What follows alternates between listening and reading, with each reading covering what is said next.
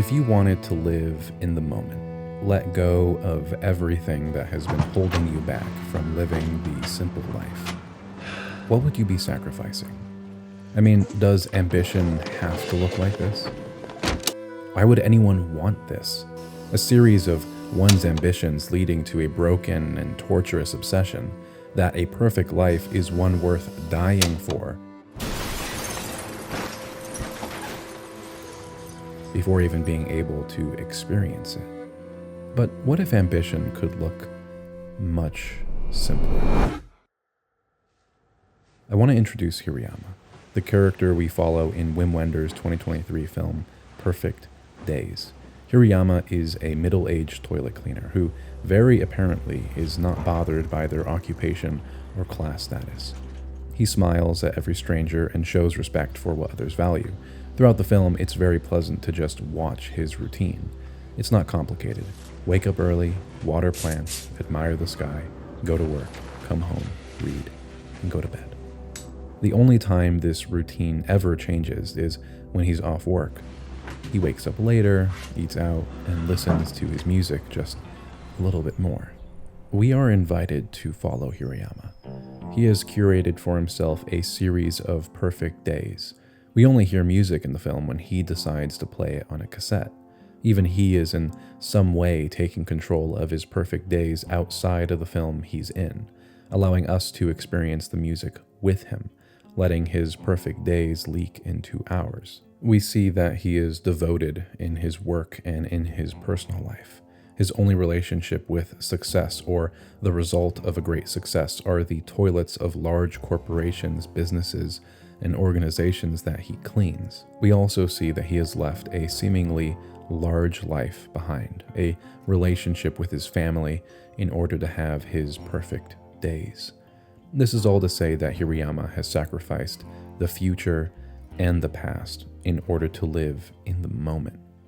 A common theme throughout the film is the concept of the Japanese word komorebi, the way sunlight filters through tree leaves to create shadows on the ground. We see this dichotomy of light and shade through the camera lens of an Olympus Mu1 point-and-shoot camera that Hirayama decides not to look through when taking photos of the tree leaves. By not looking through the viewfinder in capturing these moments, he is accepting its imperfection, a form of resistance to controlling or preserving moments in a rigid, traditional, and expected way. He wants to be part of the komorebi environment, shooting through the leaves with his camera without thought, only capturing on emotional intuition. He does the same when getting his photos processed and printed, keeping and discarding on emotional impulse. This constant relationship of letting go and holding on, light and dark, reflect the internal struggles of satisfaction and expectation. Hirayama attempts to let go of the confounds of cultural structure to experience a purely individuated life. He has found who and what he is through letting go of what he was and his potential. When we watch him rest and close his eyes, his dreams follow the same sequence his memory has throughout his day. It's these moments that imply he is no more special, no more human. He worries and he dreams just like everyone else. His simple life is not one without ambition. It is only refined towards a different goal, as opposed to the typical demonstration of ambition to obsession in film, where a character finds themselves sacrificing body, mind, and soul for the purposes of attaining their dreams. Hirayama would rather be fluid. Much like the fluidity of komorebi, Hirayama exists both within and outside society, visible yet invisible in his work. While people might not understand why he has decided to let go of his past and not even attempt to build more of a future, it is more than clear he has had a tough journey in order to create this life. It's not that he has found himself lost in this new life. He has chosen to be in it. A life clearly filled with ambiguity, joy, and pain. But what is most impressive is, unlike most representations of characters seeking their goals and ambitions, Hirayama has not given up what he loves or what he feels holds him back. He's able to accept and entertain these realities at the same time. We see the physical manifestation of his philosophy in the last sequence in the film, where we are introduced to a new idea. We see his emotions depicted in a flutter, happy and sad, a human komorebi, the interplay of emotions that are always fleeting. That is the crux of this film, balance and acceptance. How we think is based on our circumstance, based on our emotional response to our environment. And if we think we can't change that environment, then we fall victim to it.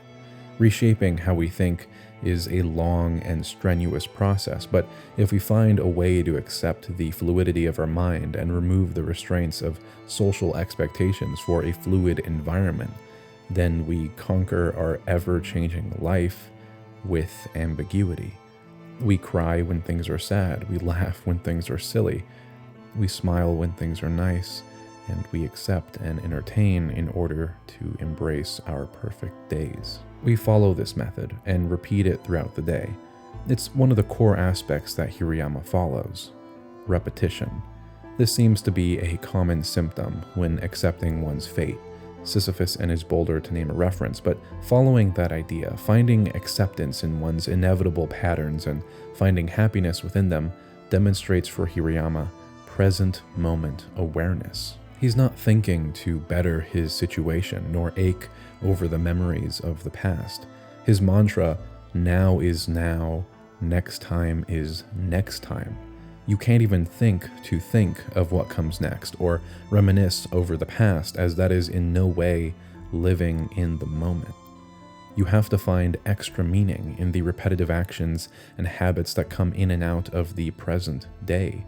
We see that Hirayama has filled his car with tools to make his work more efficient.